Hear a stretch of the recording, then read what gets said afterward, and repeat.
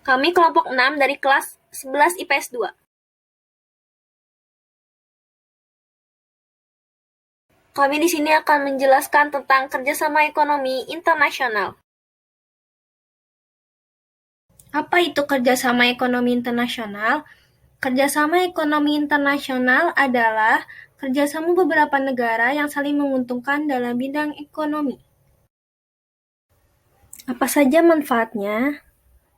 Yang pertama, kemajuan internasional.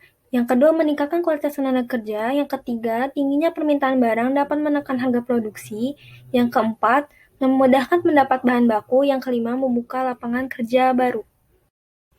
Keenam, masuknya modal asing. Ketujuh, kesempatan menambah ilmu. Kedelapan, dapat mengimpor barang-barang yang mahal bila diproduksi sendiri. Kesembilan, memperkuat daya tawar dan posisi Indonesia di dunia internasional. Kesepuluh, ketimpangan antar negara maju dan berkembang dapat berkurang.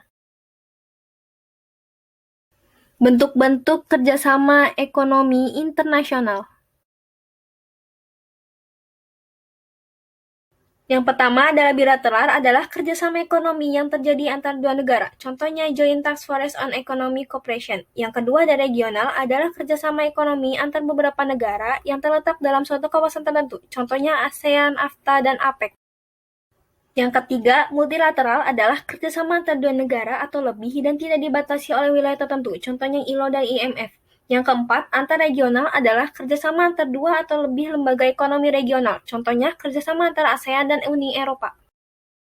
Berdasarkan tujuan dan lapangan usaha, kerjasama ekonomi tidak terbatas pada wilayah dan hubungan internasional saja, tetapi juga kerjasama yang dibentuk atas dasar tujuan dan lapangan usaha. Contohnya, OECD dan OPEC. Selanjutnya ada lembaga-lembaga ekonomi internasional. ASEAN pada 1967 di Bangkok, APEC pada 1989, APO pada 1961 oleh Jepang,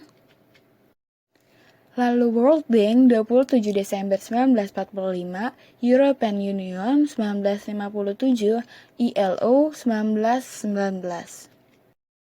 Lalu OPEC pada 13 September 1960, IMA Juli 1944, Liga Arab 10 Mei 1950, ADB 1966 di Manila, NAFTA 12 Agustus 1992, IDB 1973, UNDP 1965, ECOSOC 1945, WTO 1947, OECD 1948.